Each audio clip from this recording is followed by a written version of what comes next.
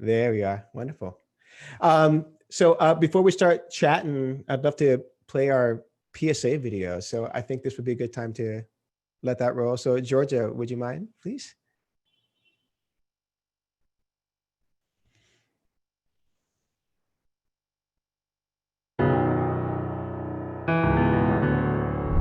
MUSE is committed to creating diversity within the music departments of the theater industry by providing access, internships, mentorships, and support to historically marginalized people of color. We recognize the lack of opportunities, particularly for Black and brown artists looking to pursue careers in this field. Our mission is to cultivate more racial equity in high-level positions, such as music direction, arranging, orchestrating, and various other jobs related to the success of theatrical productions.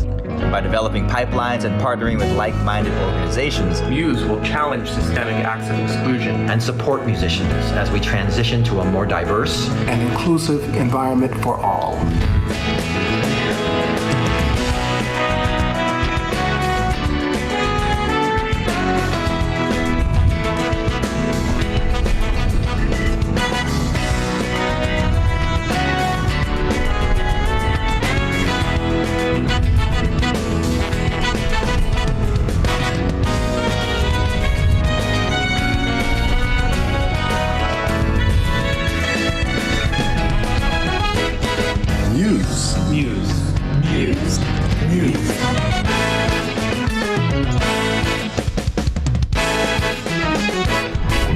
Musicians United for Social Equity.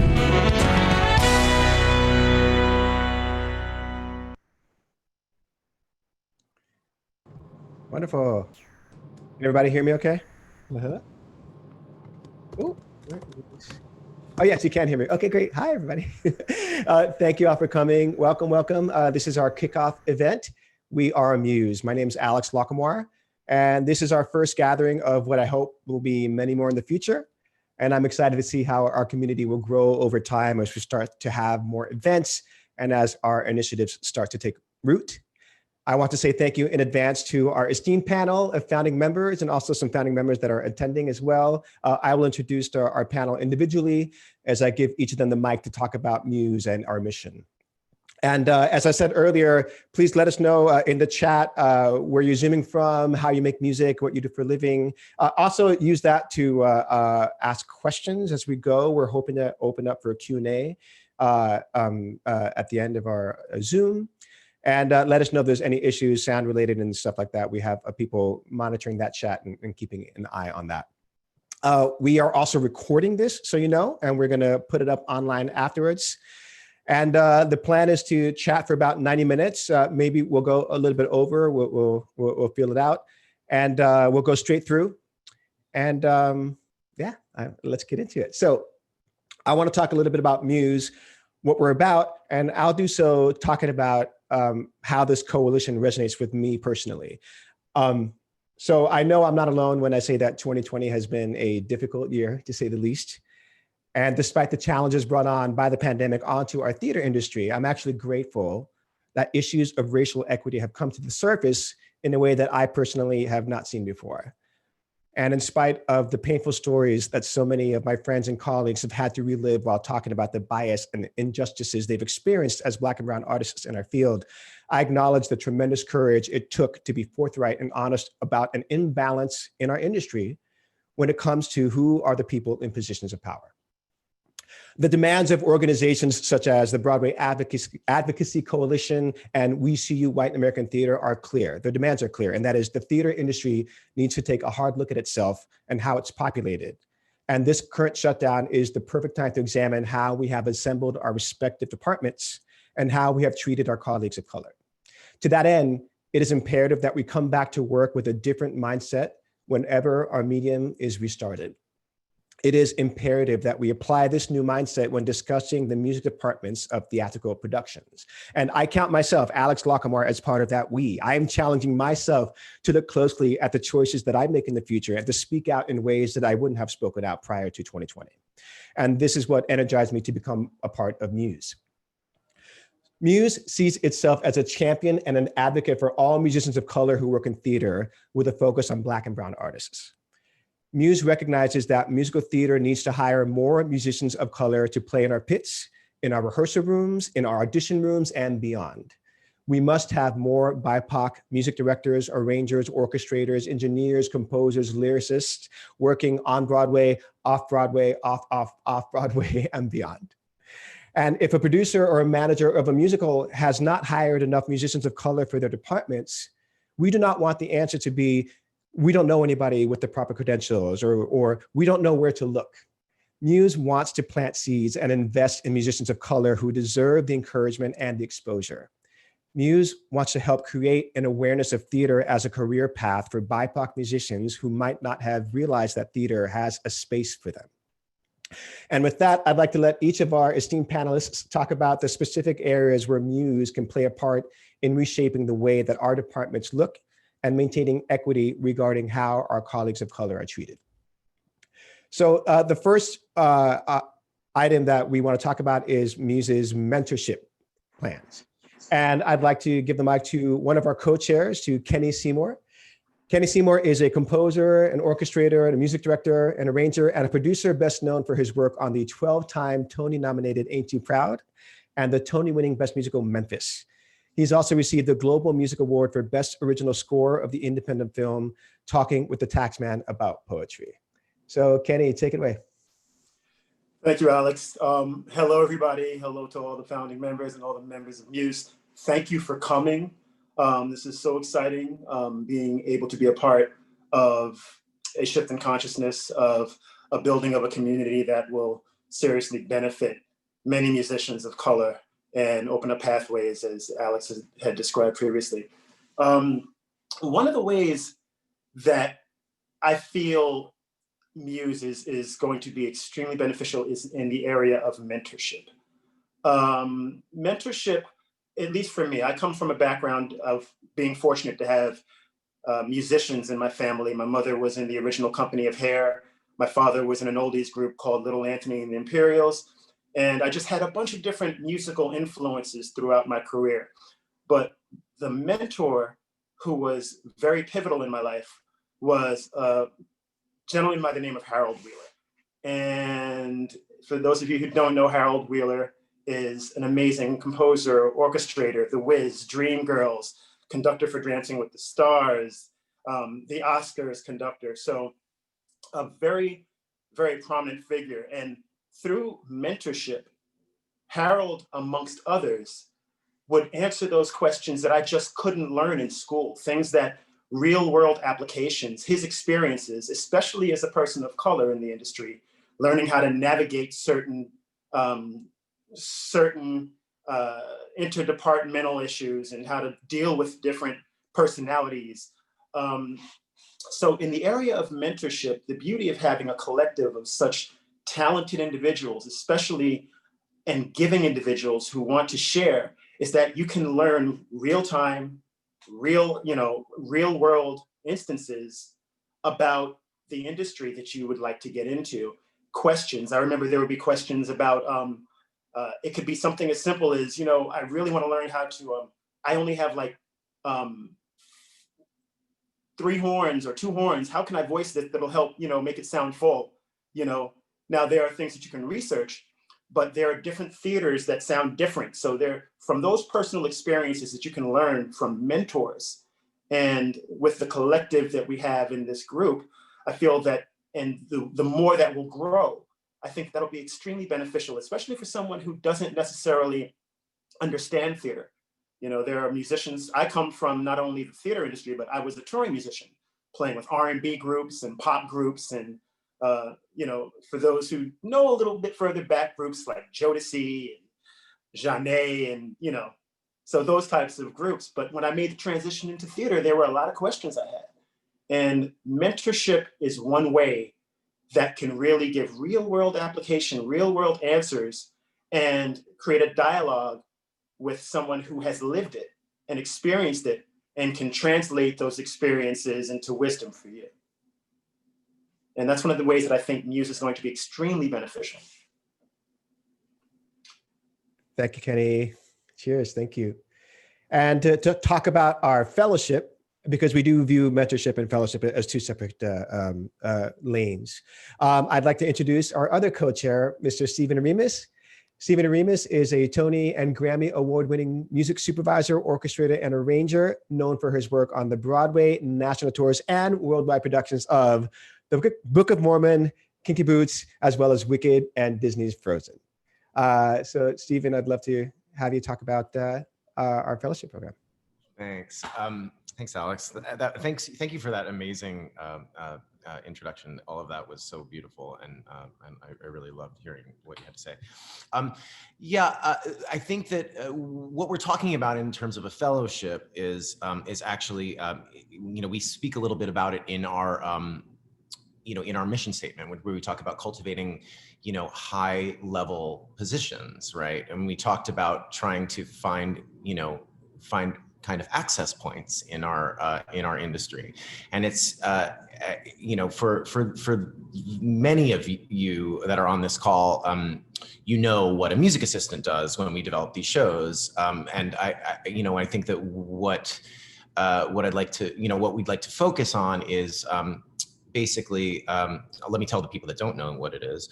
But basically, a music assistant, that in the way that we're defining it is a person that supports the music department, and is at the computer, like making sure that that the score is being kept up, doing like making sure the piano vocal is kept up, making sure that the arrangers are getting what they need, the orchestrators are getting what, the orchestra and the arrangers are getting what they need, that the whole music department is on the same page, and that everything is in line, doing transcriptions. I mean,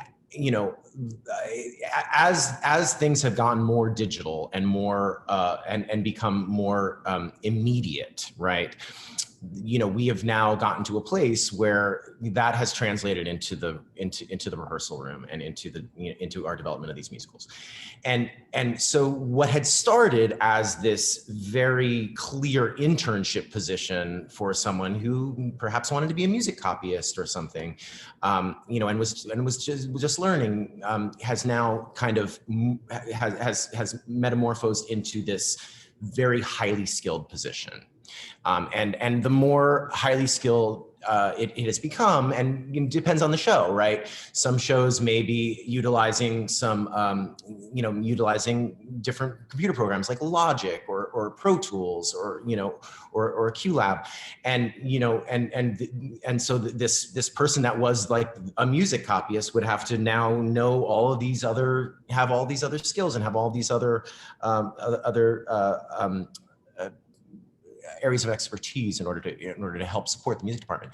So what we thought we would do is, in focusing on that position, it kind of dawned on me when, as we were forming this group, and as I was thinking about, what can I do to make our little world of Broadway more equitable, and it's not just hiring an associate that is a person of color, and it's not just hiring more musicians of color, and those are all really important steps, right? But I'm really talking about, like, where are the access points where those people can actually have a shot at getting to that next level, right?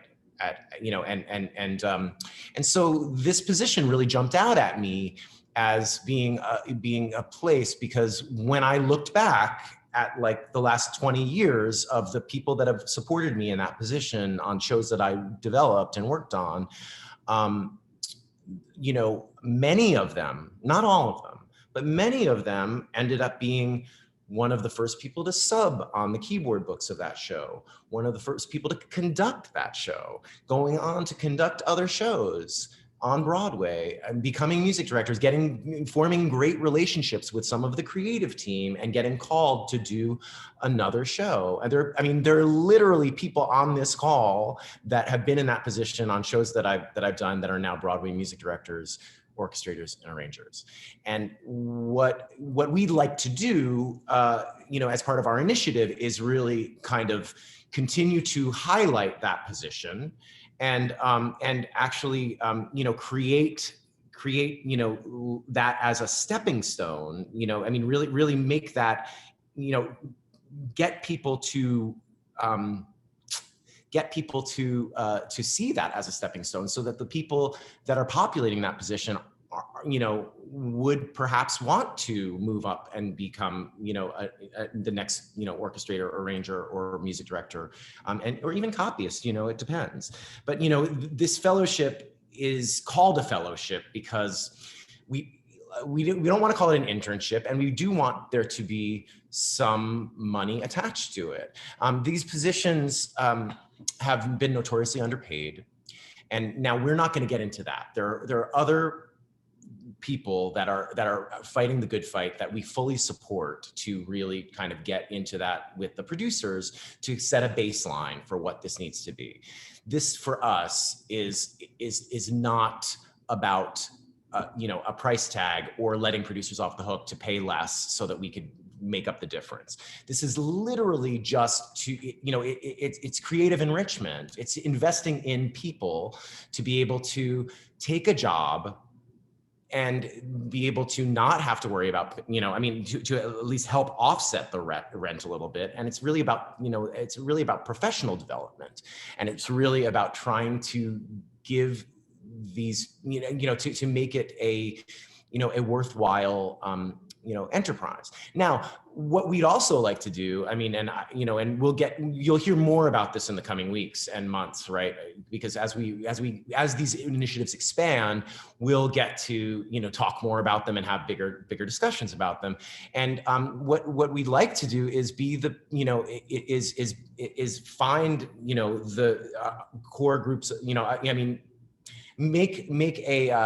create an actual, not an outlet, create an actual, entry point so that people can come to us that have these skills, and that people, once we get our education initiatives up and running, which you'll hear about later, we'll actually be kind of feeding our own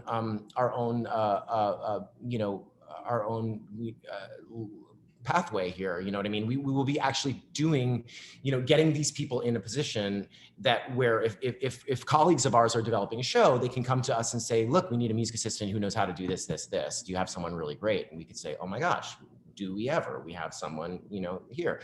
And the point is, at the end of the day, if we can provide any kind of access point like that, where people are able to get in there and develop those creative relationships and prove themselves creatively and move on to those higher level positions, then we're more likely to see people behind the table not being all white, and people being in charge of music departments, and people being in the main creative positions in the music department that are actually, that reflect the world we live in. And that's kind of where we're coming from with that.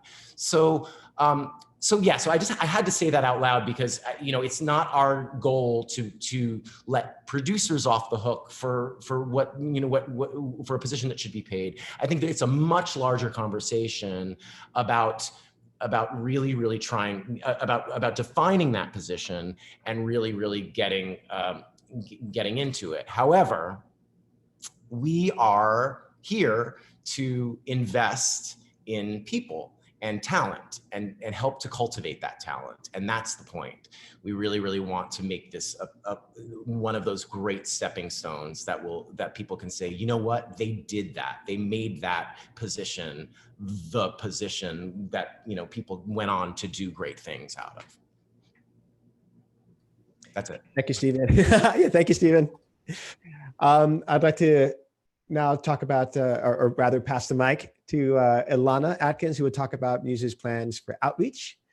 Elana Atkins is a full-time gigging stick conductor and pianist who currently hails from Las Vegas, but has worked all over the US. And most recently, she was the associate music director for the first national tour of Once on This Island.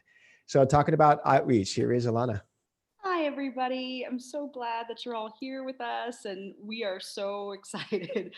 There's been so much building up to this point, so many conversations about what is the right conversation to be having, who are the right people to be talking to, what are we trying to say, what are we not trying to say. So this is such a wonderful moment, and we are all so excited to have you guys here, helping to support our mission and the forward movement of these ideas, because I think overall, as musicians, we all want to support one another, and we all would love to see one another do well.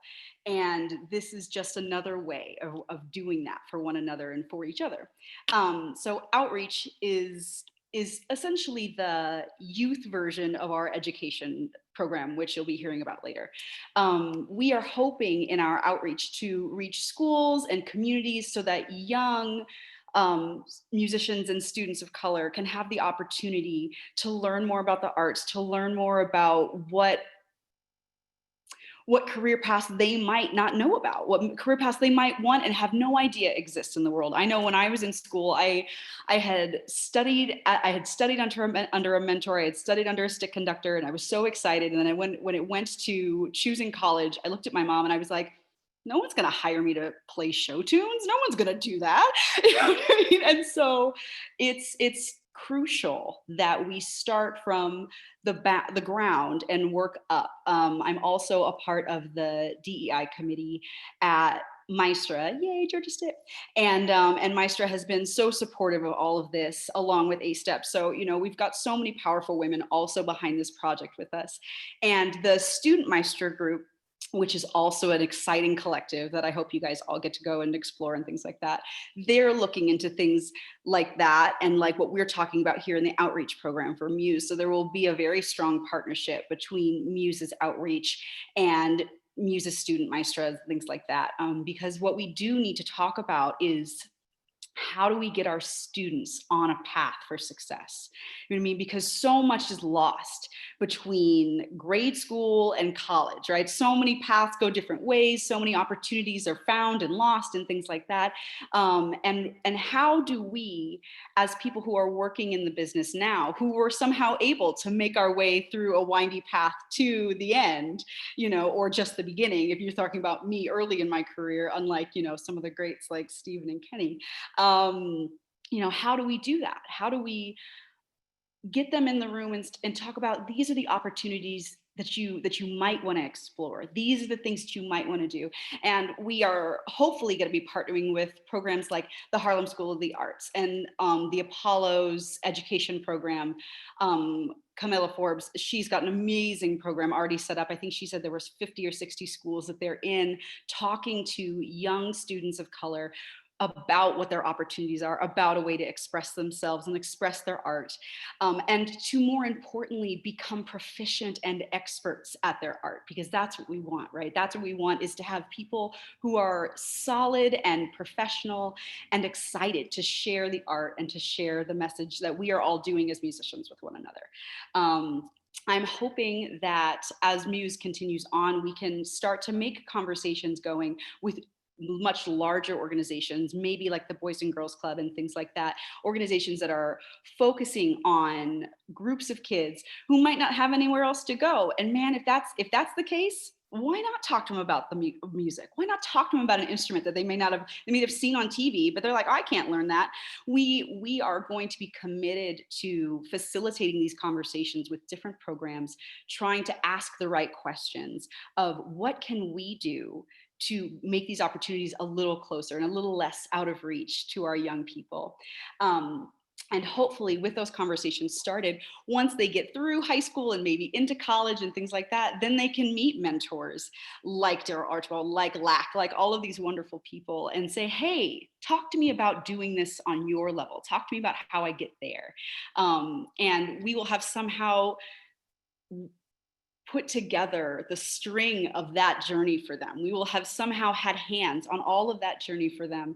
And hopefully then they get to the point where they're looking at Stephen and they're like, talk to me about the fellowship, man. Talk to me about that. And what a beautiful journey that would have been if we have somehow been managed to touch every step of that stone for a young person. And we have all talked about in our groups multiple times about how do we help Where do we help? Where do you start?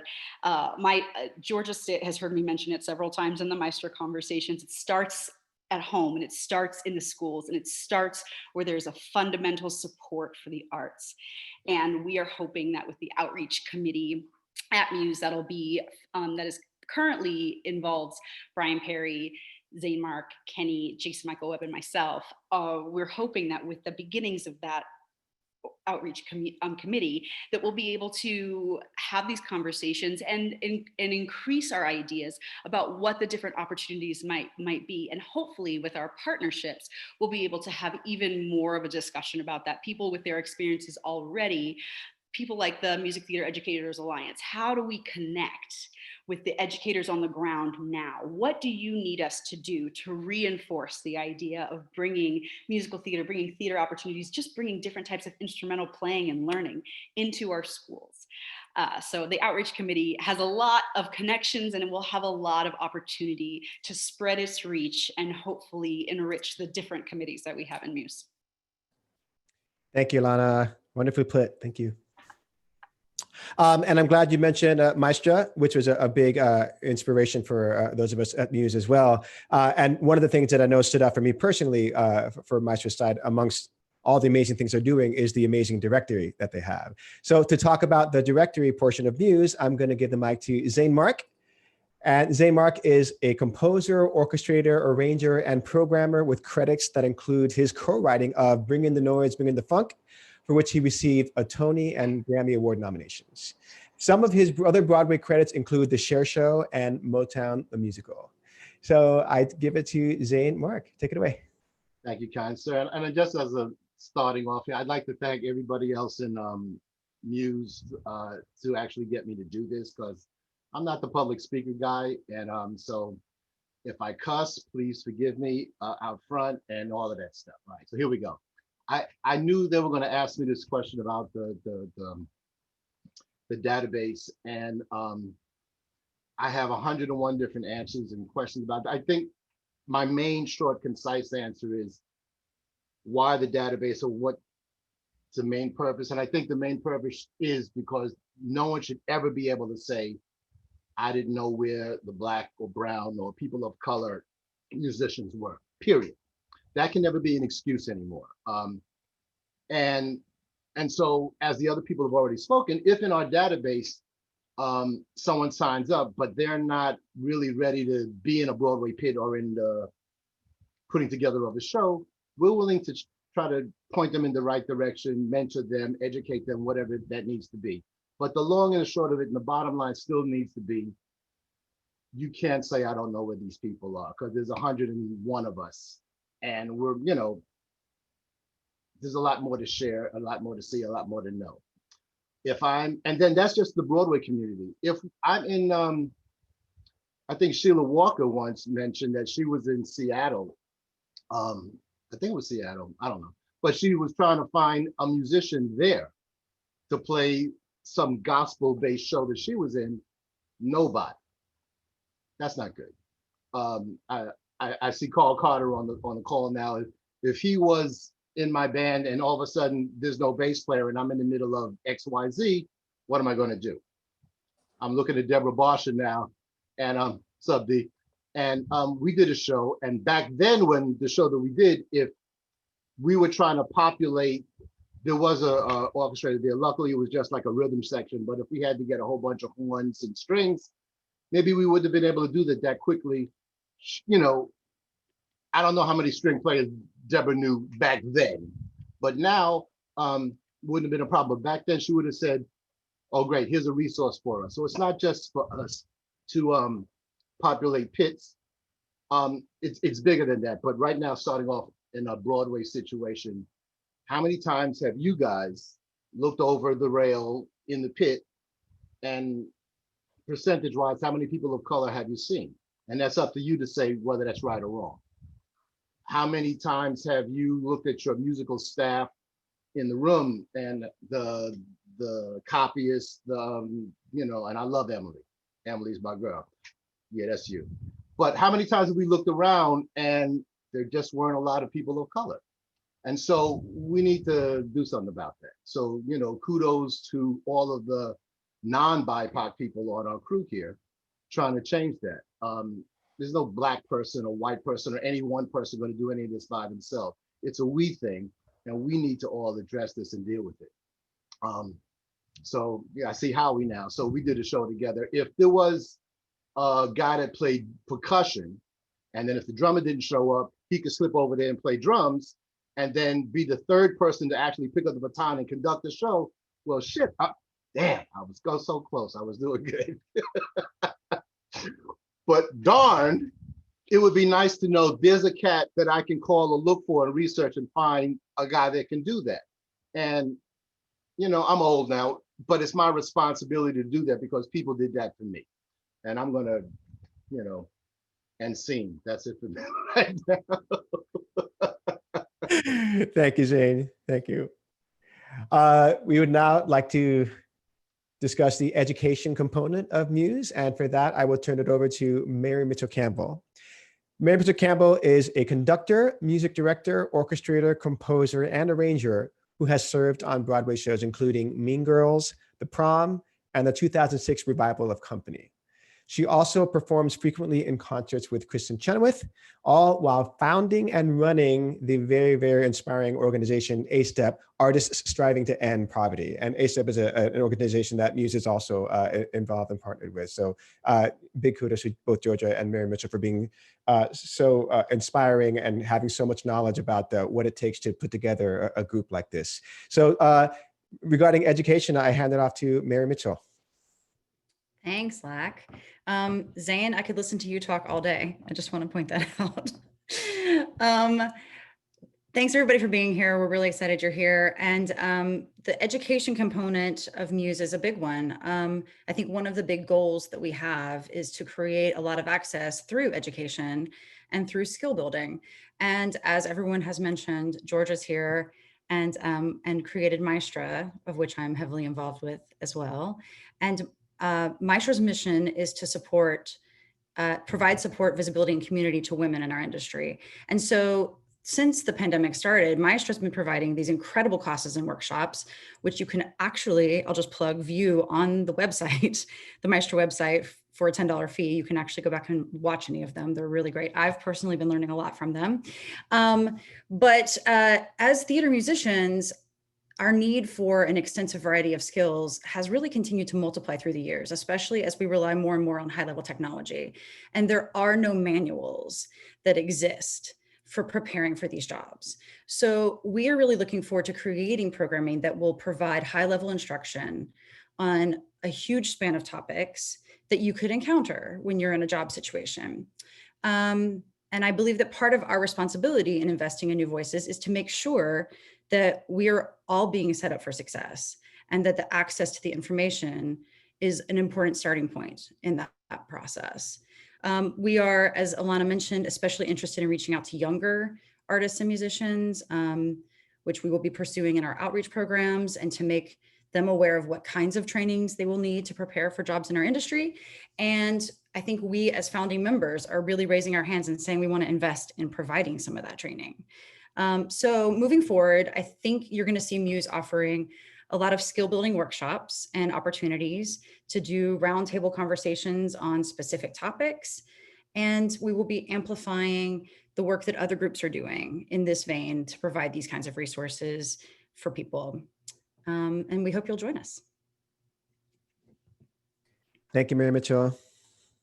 And what I'd like to do now is I've got a few questions that I want to throw to our panelists just to talk about. And as we start the chat, if you guys have questions that you want to ask, those of you attending and watching, just pop them into the chat and we'll reserve some time for the Q&A near the end. I'd like to start with Kenny.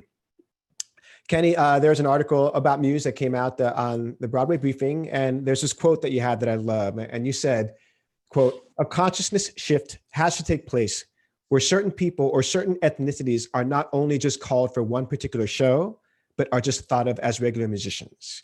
And I'd love to know, like, what are the ways to change that mindset, Kenny?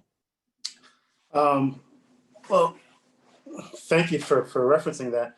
One thing that throughout my experience, especially in growing up in the music industry, and being involved in different areas of music, as far as like from gospel to R&B to pop, playing in all different cultures, touring in Japan and seeing the way they react, touring in Germany, seeing the way they love gospel music, in just different areas, you notice that at the end of the day, music is music.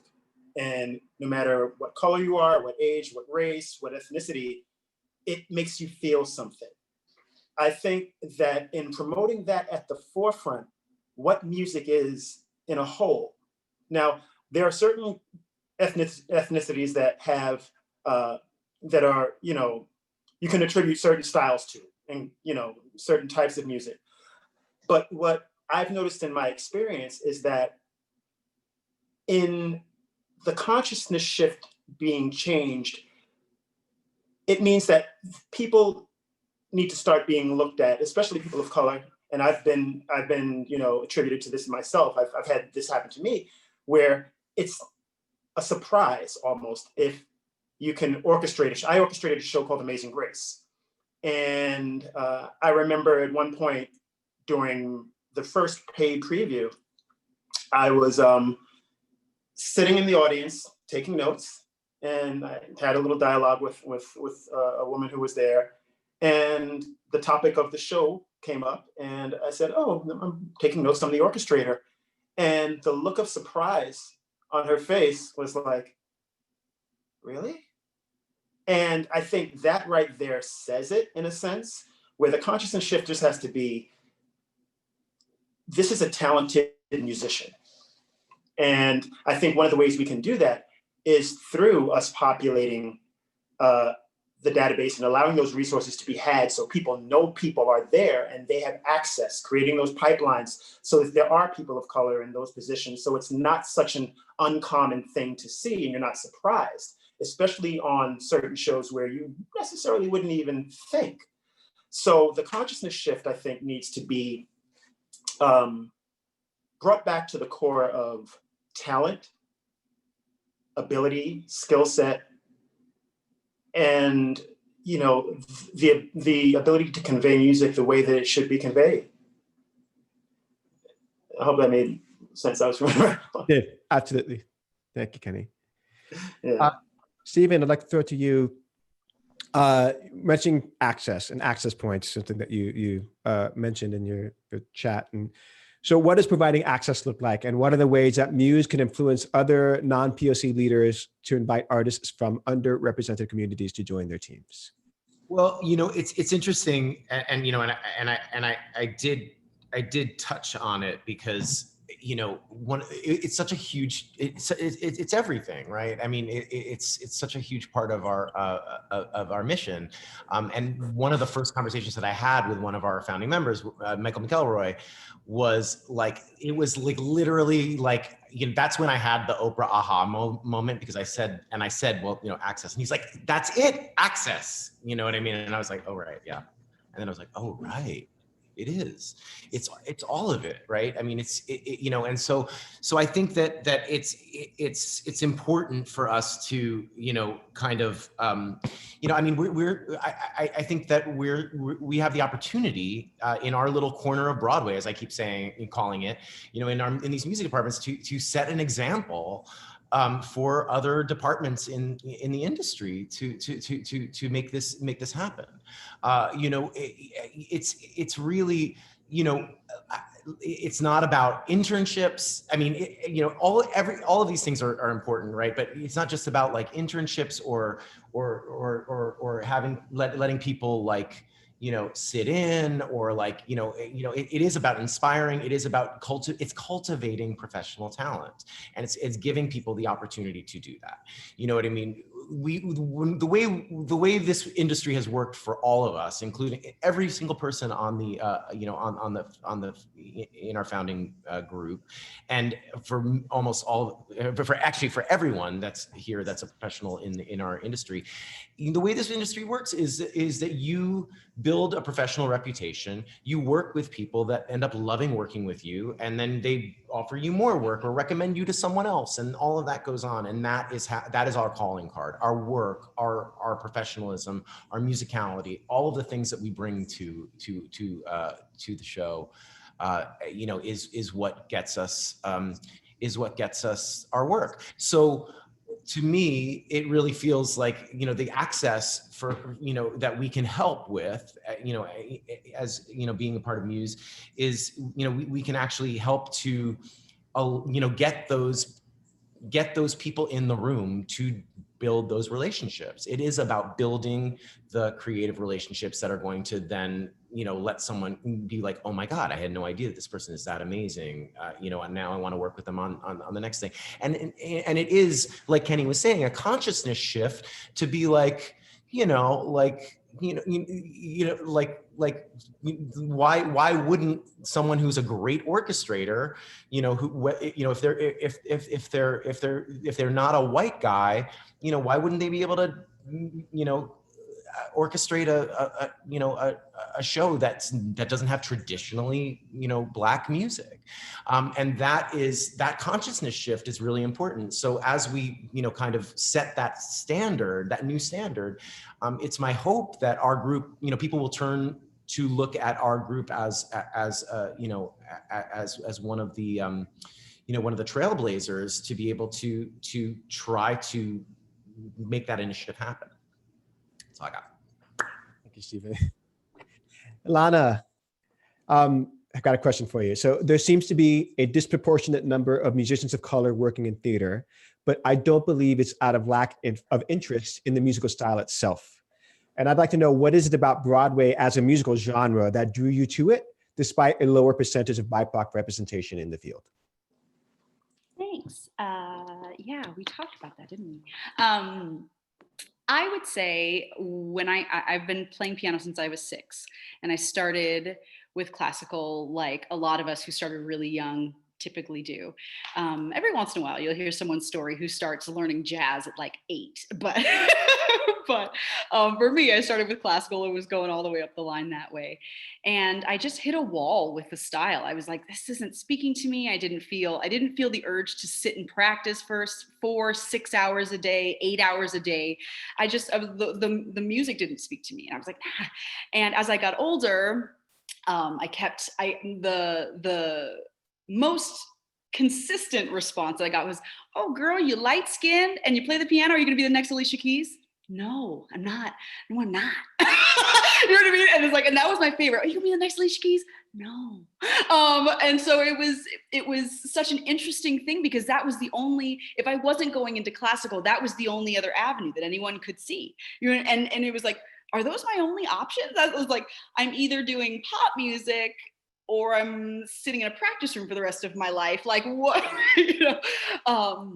Because no offense to the concertizing pianist, but it's like, that's a whole different world with a whole different set of personalities. And I was like, this is not my bag. So it was really interesting when someone introduced me to theater and was like, hey, we need a keys 3 for our Les Mis production. Would you sit and play it? And I was like, and at the time I was like, sure, I don't know none about that. And it was amazing, because I started to play and I started to practice and I started to become more involved. And all of a sudden my hands were like, oh yeah, that makes sense to me. And I'm sure all of us at some point in our musical careers have had that experience where your hands just say, yep, that's the language that I'm speaking. You know what I mean? And it was such a satisfying moment to feel like I had done all this work and I was hitting a wall, and I was like, why am I not doing it the right way? And all of a sudden I had opened up into a genre that my hands were like, let's do more of that. And my technique suddenly exponentially got better. My interest in doing things that were harder and coming up against concepts that I was like, before I'd been like, that's not worth the work, it's gonna happen. You know what I mean? And it suddenly became a way for me to express myself with this skill that I had learned. And so then it didn't become about color. It just became about, this is the thing I'm good at. How do I go do that? And everywhere I went, people were like, oh, yeah, you're good at that, go do that. And I'm like, yes, let's go do that.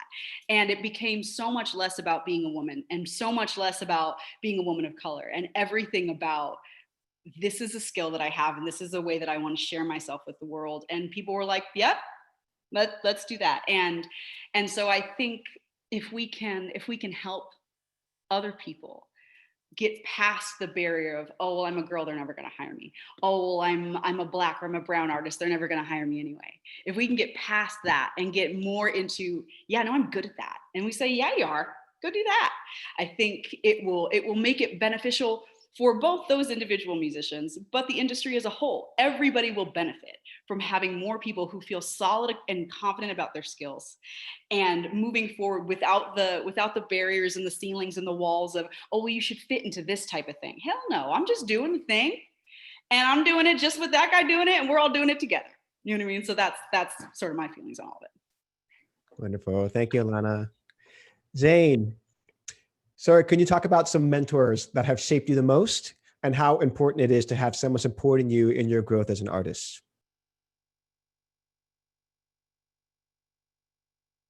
My bad, I gotta unmute. Mentors. I guess my first and most important mentor is my father. He was a musician and towards the end of his career became a Broadway musician and took me to my first Broadway show that he was playing, which was Hair. So pause button real quick.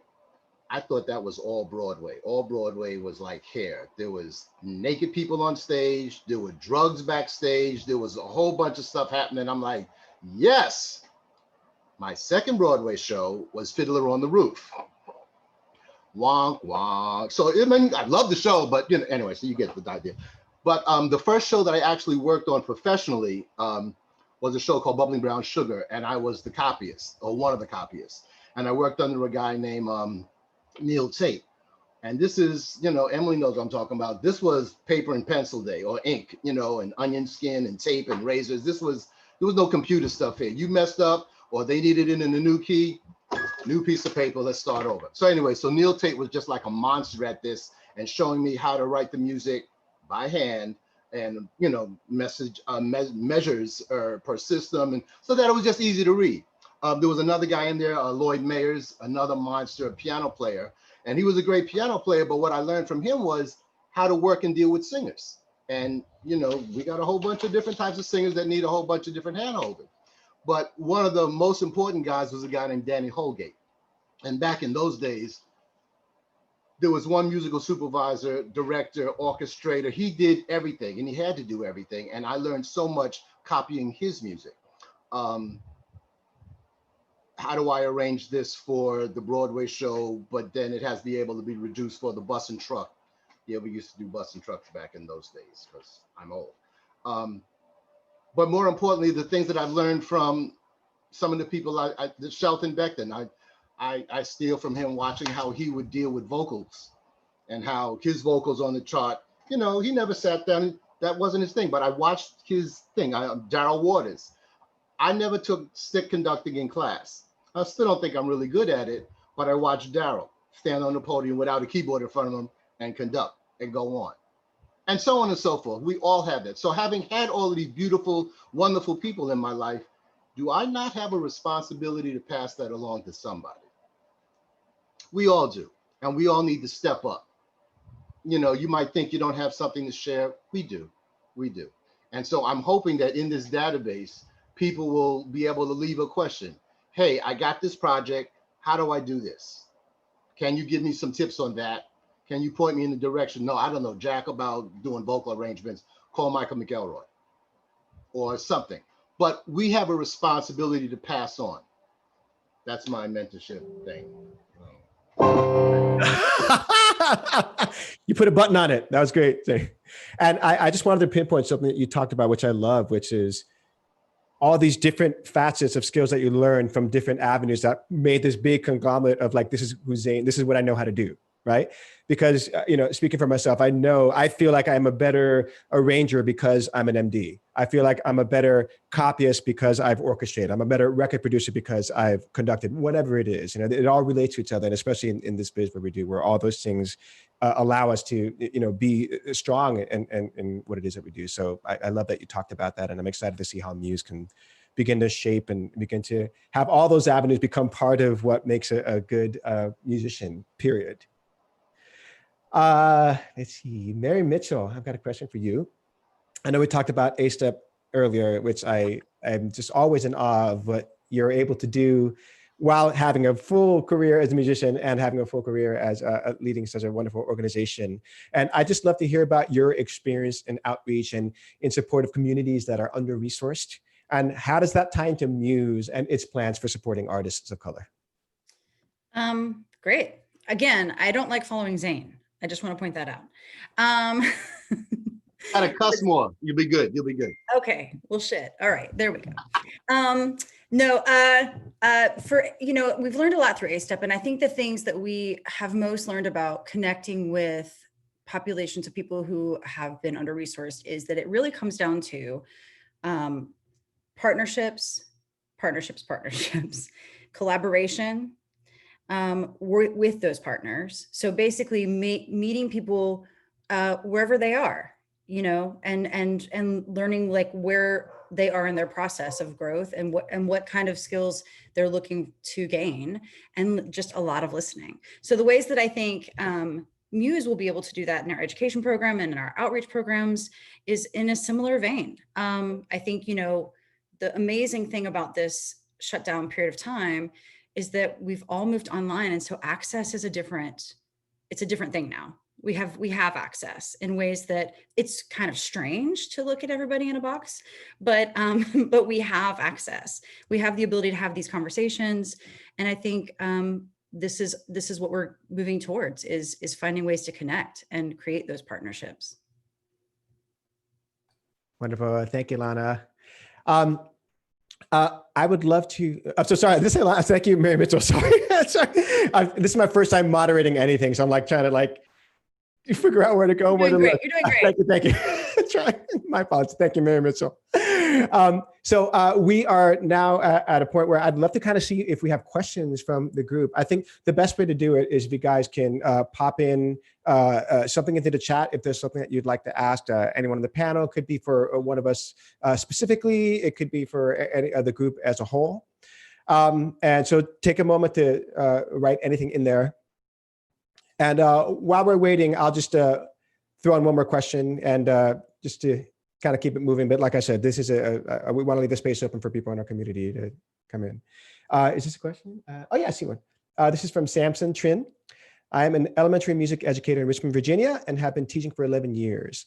I also professionally arrange, orchestrate, and edit music videos in my community. How do arrangers and orchestrators from out of town connect with music departments in cities such as New York City or LA to provide our music service, especially since we're currently working in a digital setting?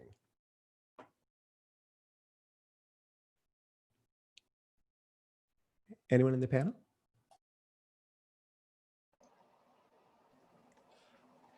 I'll jump in.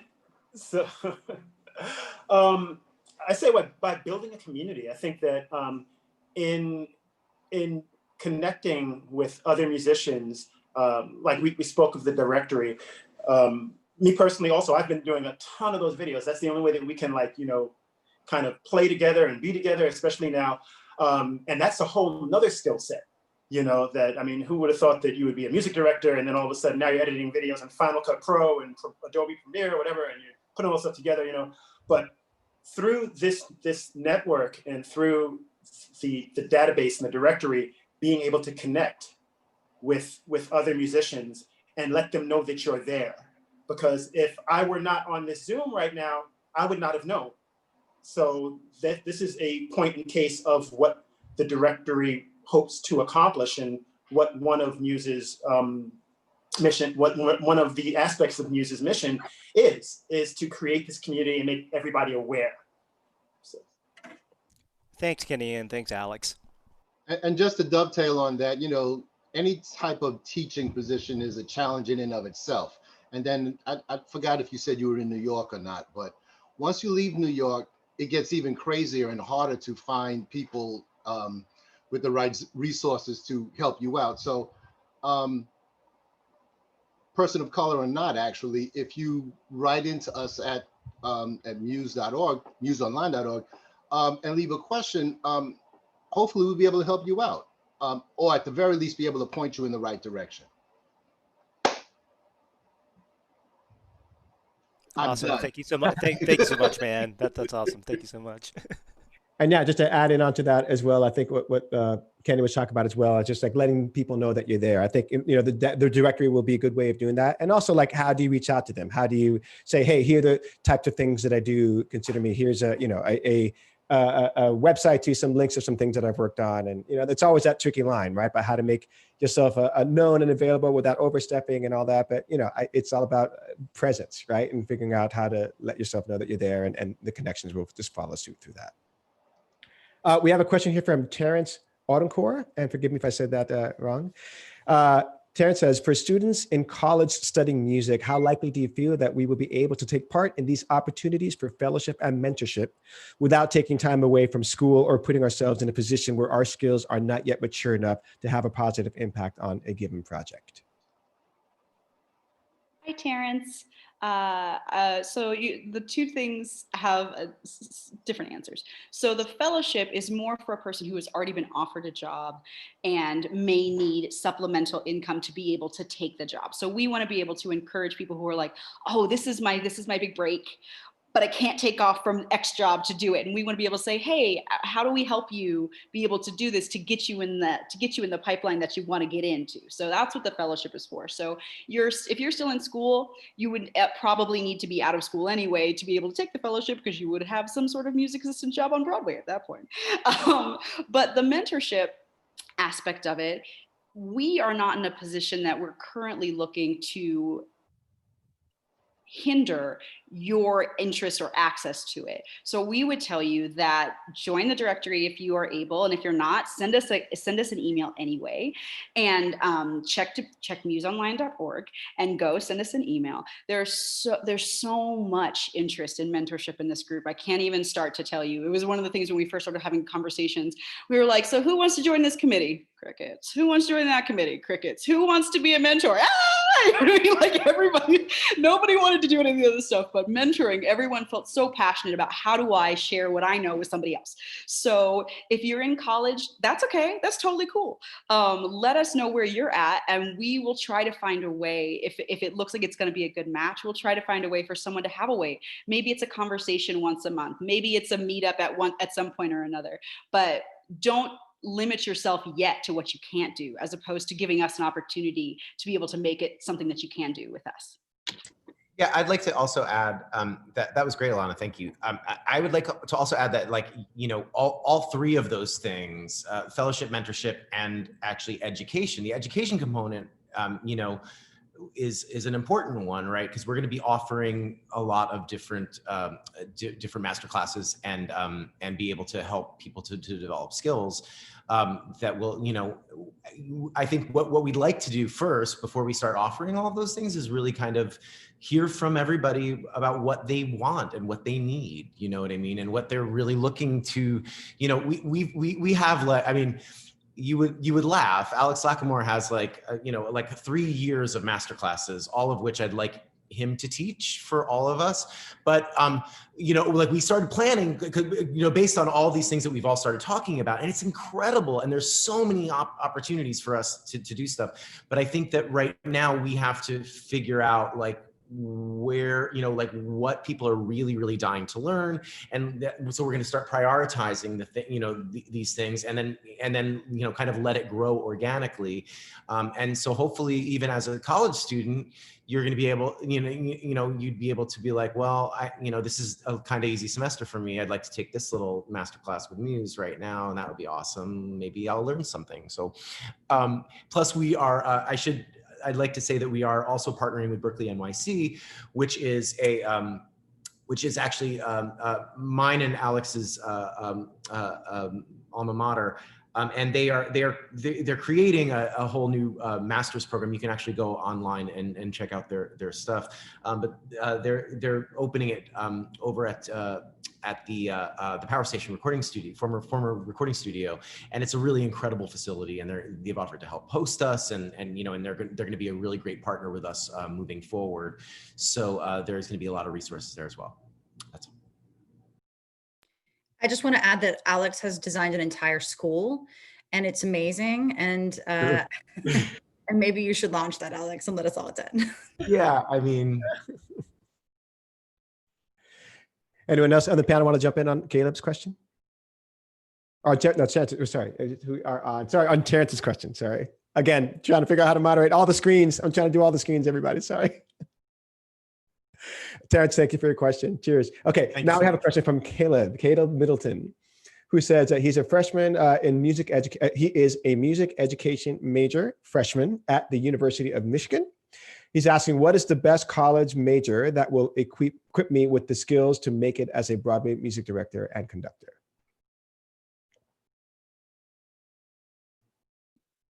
I don't mind jumping in. Oh, sorry. Oh.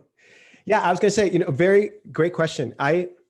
Back to what we were talking about earlier and Zane's great point about all the skills that you need. I would say just do what feels the most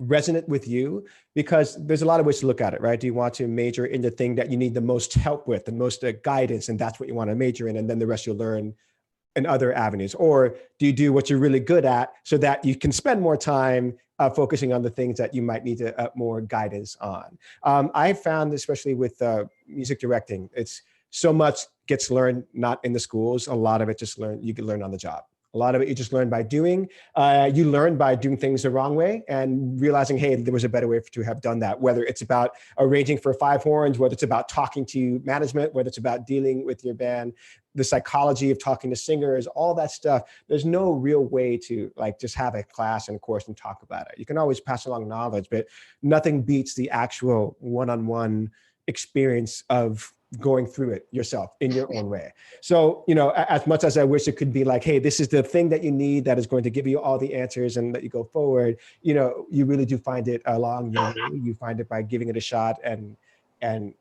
moving forward on the things you're great with and getting guidance and critiques on the things that you're not. And then you'll eventually find it. But I would say, yeah, just follow what it is that feels like it resonates, and you can still continue to learn all the other things around it.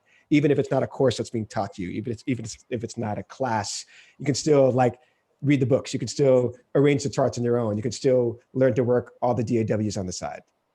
That's what I. And just to dovetail, Alex, I'm sorry, Kenny, go ahead, man. Yeah, I just want to jump in on that also to piggyback on that.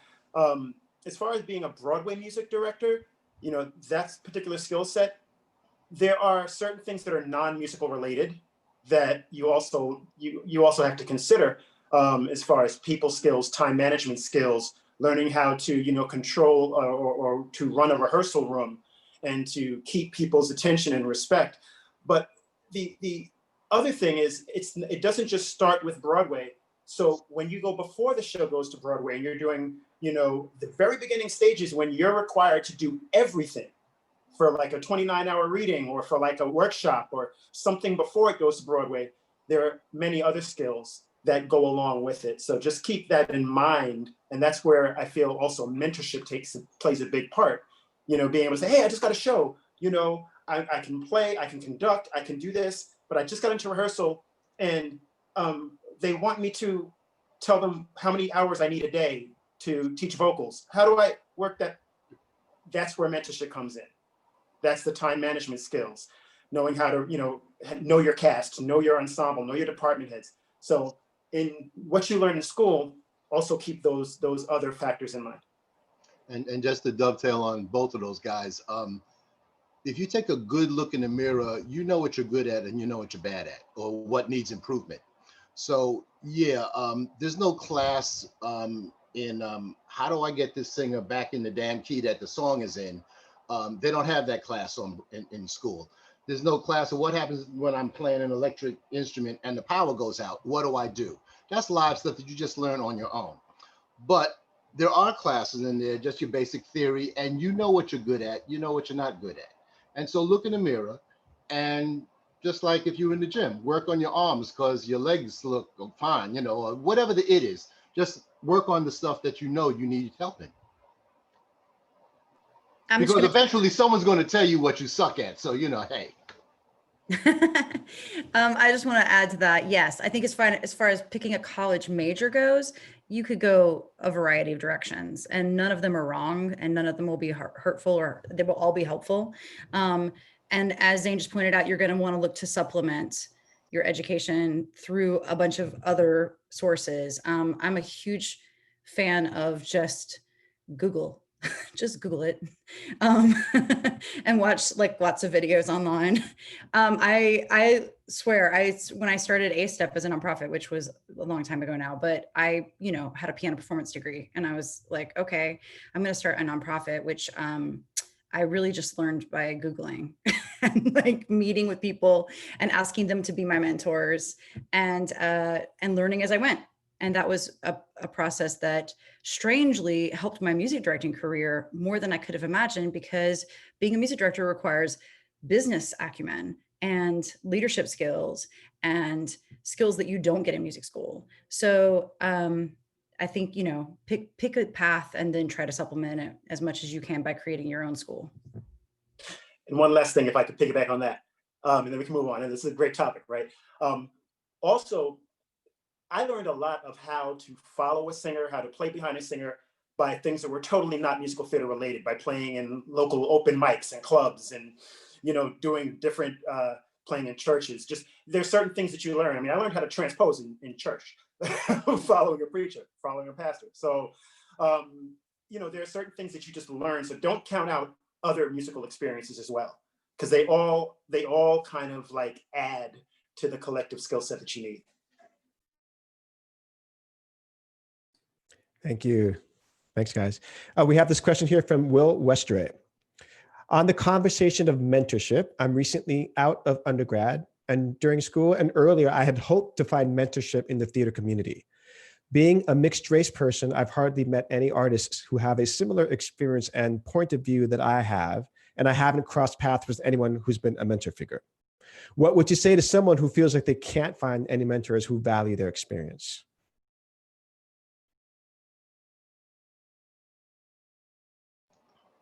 I would say welcome to this community.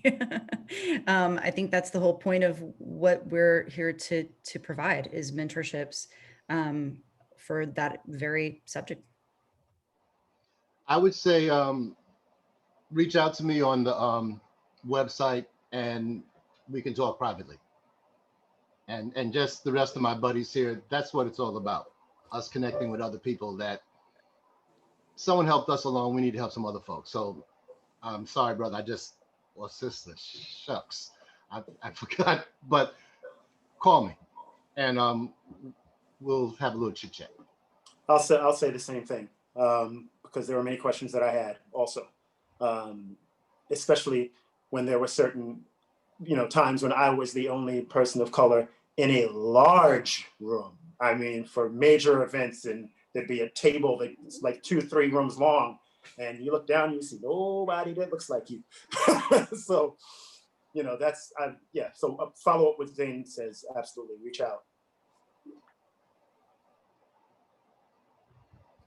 Thank you, gents. We have a question here from Stephanie Manjoglu, I think, and forgive me if I said that wrong. Stephanie said, how can non-BIPOC musicians and music directors help and advocate for and with the mission of Muse?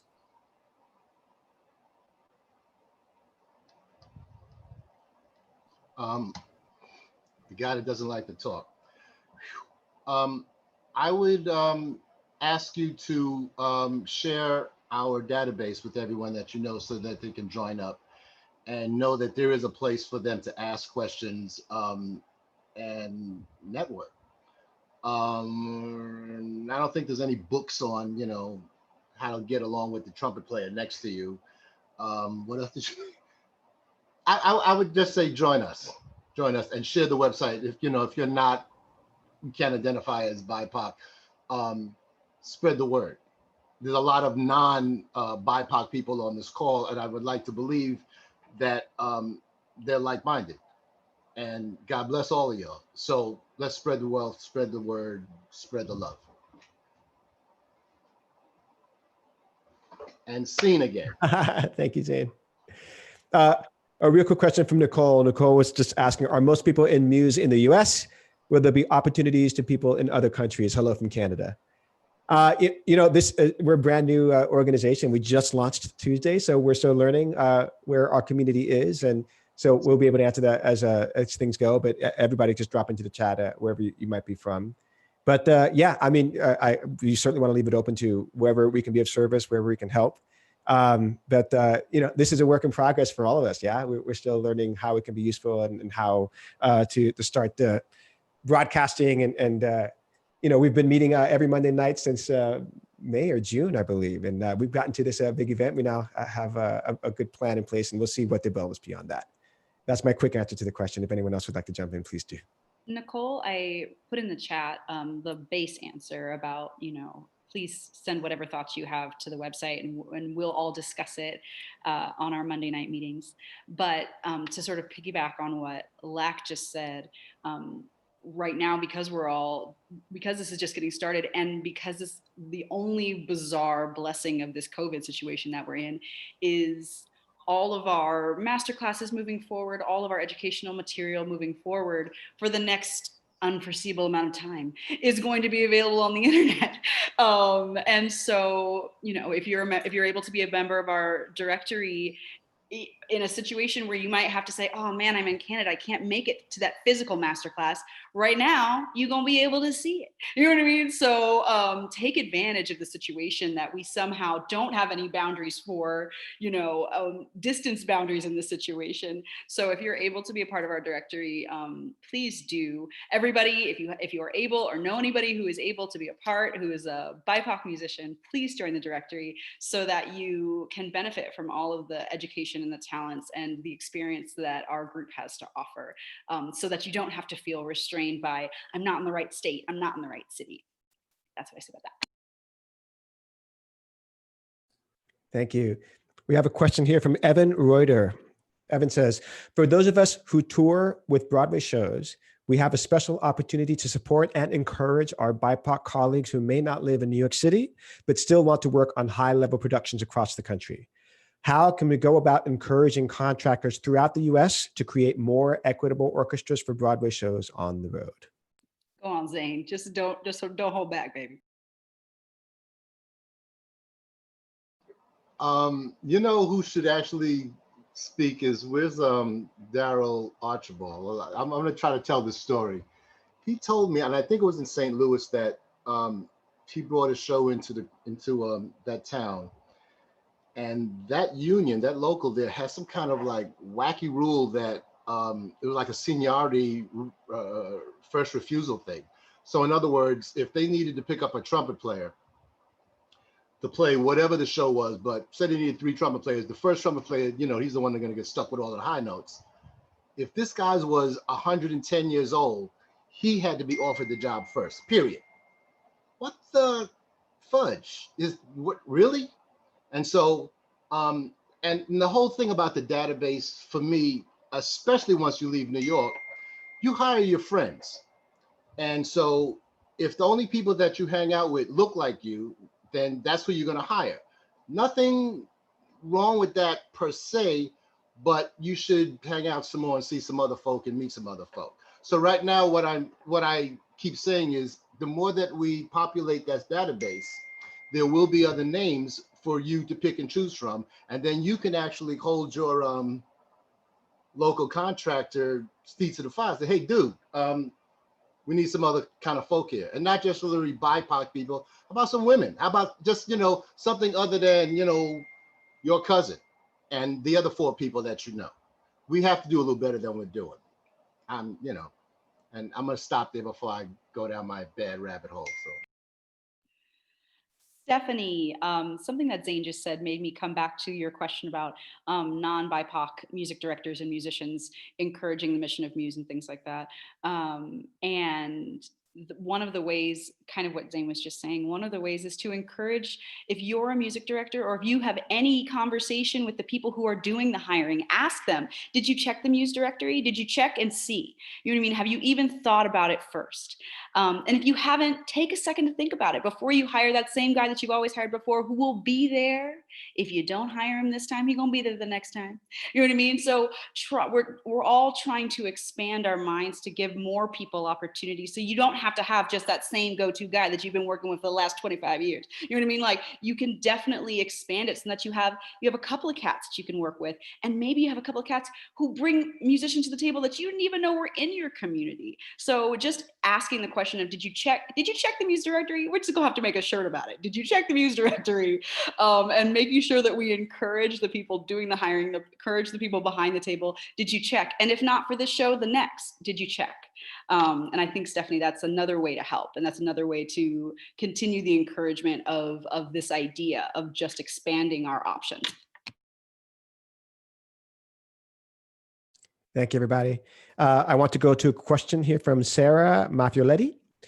Sarah says, hello, everyone. I had a question. I'm in my last year at university. I'm a set design student, and I should write my thesis. I was thinking about writing it on the issues of representation in the theater field.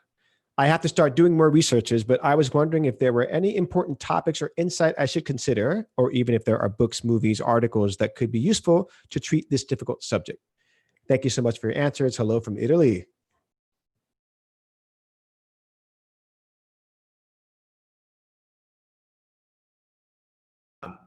I'll jump in. Hey, Sarah. I think, you know, I mean, we could have a whole month of talks about everything that you mentioned here. There's so much. What we're starting to do on our website is create a section that basically has you know, has articles and you know, blogs where many of us are going to write different pieces and, you know, talk about our experience as we build this community and talk about, you know, certainly everyone's experiences in, you know, in the theater and regarding these specific issues. So I think that you should just keep coming back to our website, keep having the discussions in the community, and we'd be happy to help you, you know, guide, you know, that research. Hi, Sarah. I also want to keep your mind open to what Muse's mission is. And also Maestra is having a big conversation about this right now. The DEI committee is talking a lot about representation and how we can make it just a more normalized conversation, and how we can make it less about, well, did you see the right number of blank? Do we have the right percentage of blank? And we can get past that point where it just becomes a normalized, blended community of people in theater. So just to give you some more things to think about, keep in mind what Muse is working on. And also, if you have any interest, check out Maestra, check out the DEI committee, and check out what those conversations are, because there's so many of us trying to put our hands in, trying to help in this effort. Thank you, everybody. We have a question here from Jason Leibson. Jason says, any advice on how to extend our vision sideways instead of just up and down? How do we find other musicians at our same level so we're not trying to only climb, but build a wider base? Hey, Jason, that's a great question. I would say the biggest thing is to get involved and meet people through events, because finding your people, as I always like to call it, finding your tribe, is a process that only comes from sort of putting yourself out there in these kinds of events. So I would suggest just getting involved with us. And I think that will create more of a network that's not just about trying to get to a different place in your career, but finding people that are in the same place that you're in and can provide you with support and information and advice that we all need from each other when things start to get crazy.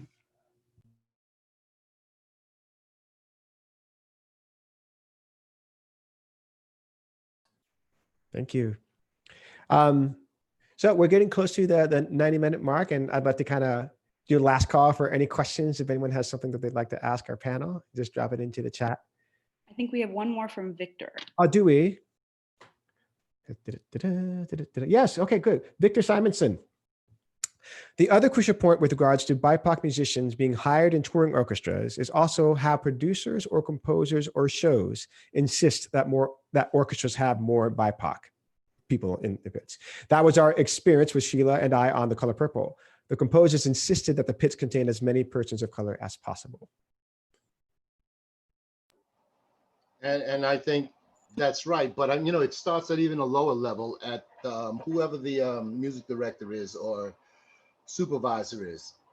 As far as the local union is concerned, the outside contractor doesn't exist, and whoever is in charge of the band is responsible for hiring their band. Now, you could get some pushback from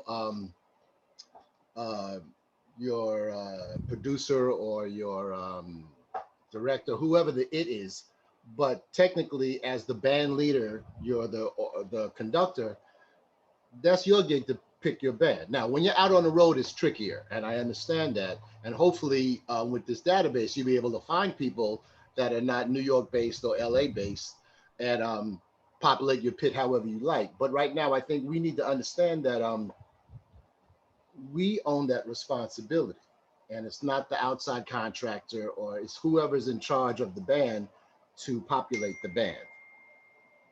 That's union rules. So step up and I'd also like to kind of jump in on that and just kind of acknowledge that in order to do that, it takes work, right?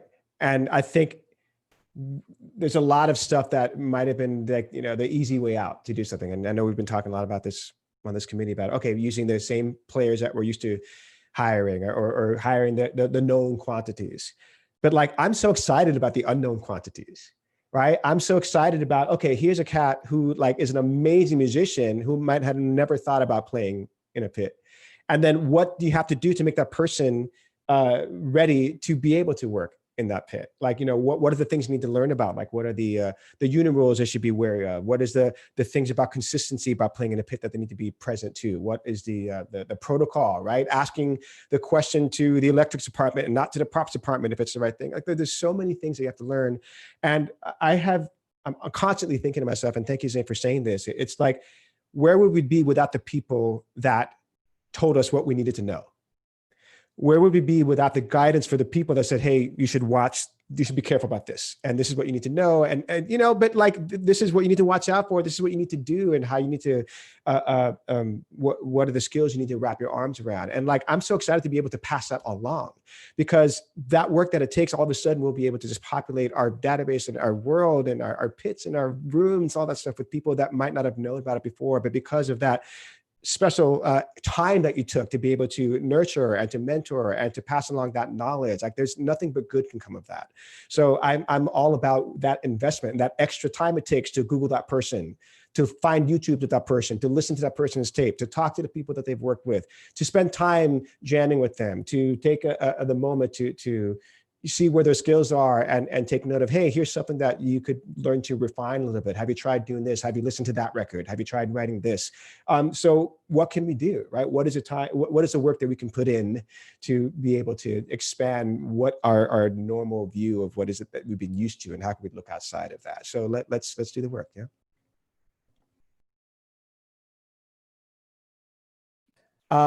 I think we got like 3 minutes left, and can we speak to Emily Richmond wrote a question about yes, please. About joining committees, and I think it's important for everybody to just be aware that we are going to be looking for people outside of the founding membership to join committees. So if you're interested in participating like that, then just send an email to info@museonline.org and please let us know about your interest. And thank you, Emily. Or also, and also, if you are connected with any organizations or affiliations in your local area, specifically not in New York, you know what I mean? We're trying to have this conversation expand as much as we can, because you know the world that you live in, right? So if you know an organization that is trying to do something similar to this, if you know an organization that might benefit from something like this, anything like that, please get us, just at least put it on our radar or get us in contact with them. All you can do is start the conversation. It might go nowhere or it might go great places, but you don't know until you start the conversation. So if you think you might have something to connect or share, we're here to accept it. And also, if to piggyback on that, if you are a musician, anywhere, and you're aware of a musician who plays at a club or that you know is a great musician, and oh wow, that's a really great guitar player. Oh, that guy can really play bass, or your church or somebody that really you think that they would be really good in certain aspects of musical theater. Let them know about Muse, let them know about the database and all that's there to offer. And just to dovetail on that, we can have a database with 6 billion people in there. And there's one guy that says, yeah, I used to play with Michael Jackson and Prince and Elvis. And, you know, like, dude, really? We are gonna have to do our work to find out he wrote a whole bunch of stuff that he's good at, but can the guy actually do the gig here? And it goes back to, we have to do our part. We have to do our part. So hopefully with the database, you'll have a stepping stone or a place to start, but you still got to put in a little work here. You can't populate your band, trumpet, bass, drums, guitar, I'm good. That's gonna be jacked up, dog. So we have work to do. And I will close the talk with the following. Number one, I will piggyback on everyone saying to spread the word. Yeah, please let everybody in that you know about Muse. Encourage people to get their friends to join. Encourage people to donate and donate if you can as well. I want to talk about an upcoming event that we have in a couple of weeks that's also listed on the website called Accessing Your Skills. How your training has already prepared you for a career in musical theater. That's Saturday, November 14th. Oh, that's not 2 weeks. Is that 2 weeks? The 14th? No, it's like 3. It's November 14th, everybody. And that will be featuring Micah McElroy, Alvin Huff Jr., Daryl Archibald, Sheila Walker, and Joseph Joubert. And we'll just talk about how they found their ways into musical theater. I'm really looking forward to that panel. And I want to say thank you, everybody, for coming to attend this. Thank you for supporting our cause. Thank you for advocating. And I will close out with this great question that was asked by Pili Fronda, who said, in a sentence, what do you hope Muse brings to the world of music, Broadway, and our world in general? And I was thinking about that. I don't know that I have a sentence, but what I hope that it brings is change. I hope that it brings inclusion. I hope that it brings equity, and I hope that it brings us a new mindset. And that's what I hope for our organization. So thank you all for supporting our cause, for being here, and we will see you around. Thank you to our panelists. Thank you, everybody. Cheers. Thank you all. Thanks, everybody. Thank you, Alex. Amazing job. Thank you, Alex. Yeah.